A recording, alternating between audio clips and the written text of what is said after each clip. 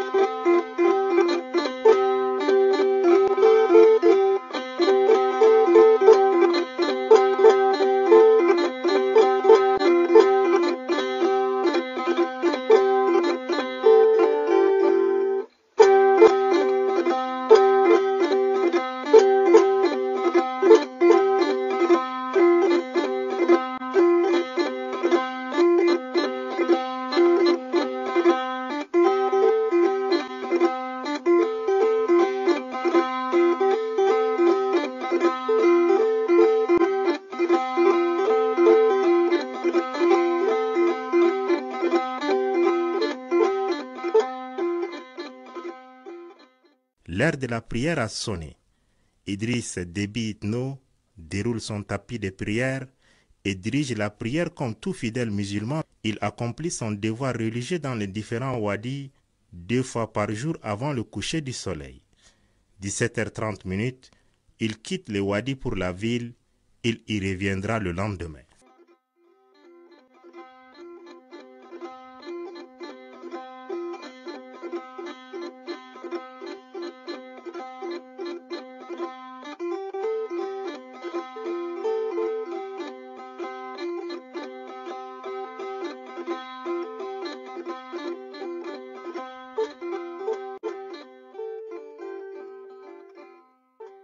Fils d'un agro-pasteur, Idriss Déby Itno n'a pas du tout oublié ses réflexes salvateurs d'allier les deux activités. Pour lui, le binôme agriculteur-éleveur sont condamnés à vivre ensemble, quelle qu'en soit la météo. L'agriculture étant la seule ressource pérenne du pays, il a montré l'exemple en exploitant son propre champ en plein désert où poussent à merveille toutes les variétés sur cette terre à première vue aride et austère.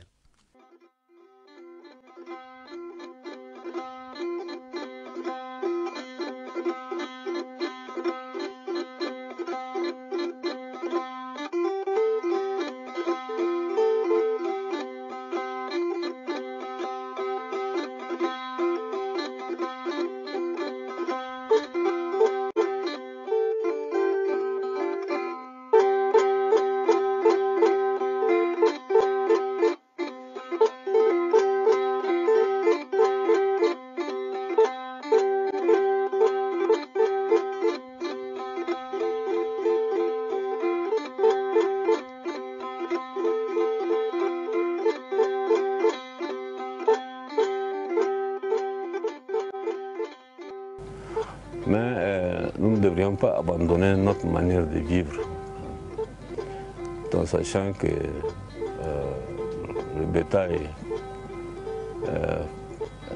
est une des mamelles de notre économie. Donc j'encourage vraiment les nomades, ceux qui font vivre une partie de la population de leur sueur, de leur travail, continuer en modernisant bien sûr leur manière de faire. Mais cela n'empêche pas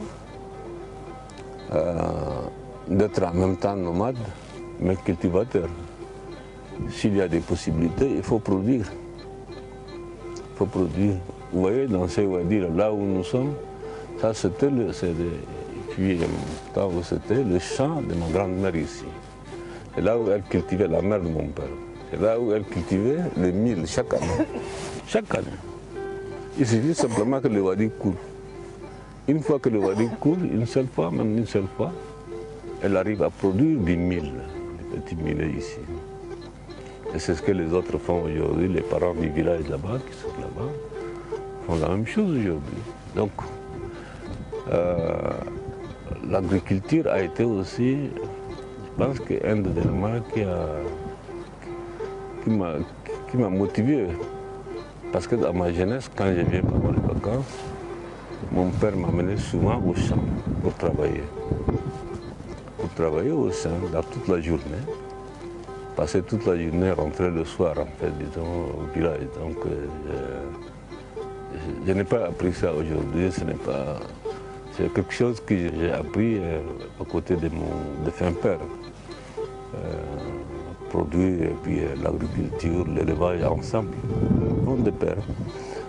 Je vois mal aujourd'hui que les Tchadiens parlent de mal vivre entre les éleveurs et les agriculteurs. Un éleveur peut être un agriculteur, comme un agriculteur peut être aussi éleveur en même temps.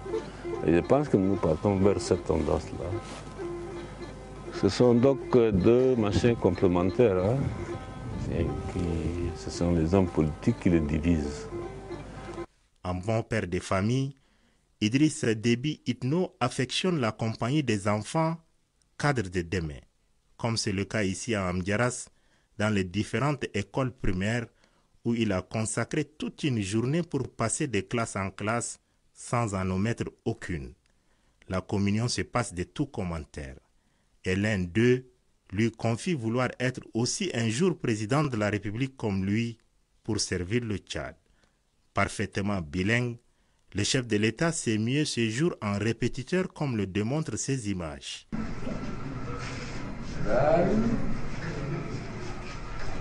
Wow. Sid. Bagus. Coba. Mahadi. Min. Akili. Dan. Ya. C'est comme ça.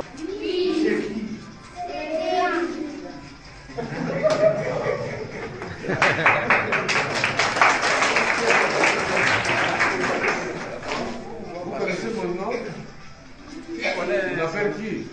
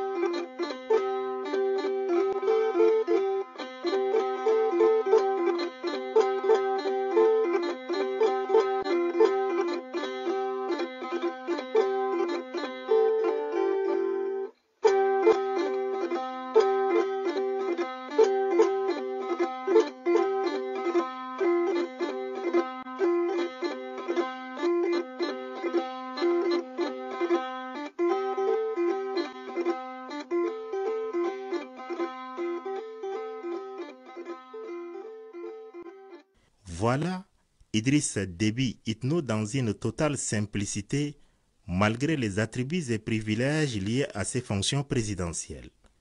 Il n'est pas né président de la République. Il l'est devenu par sa ténacité, son courage et surtout le destin qui a voulu qu'il en soit ainsi. Le jour où il ne sera plus président du Tchad, il retournera à ses vieux amours, car un homme sans point d'attache, sans tradition, est un homme sans repère. Que chacun aime sa tradition et la conserve jalousement. C'est cela la quintessence du message qu'Idriss Déby Itno veut transmettre à la génération actuelle et future.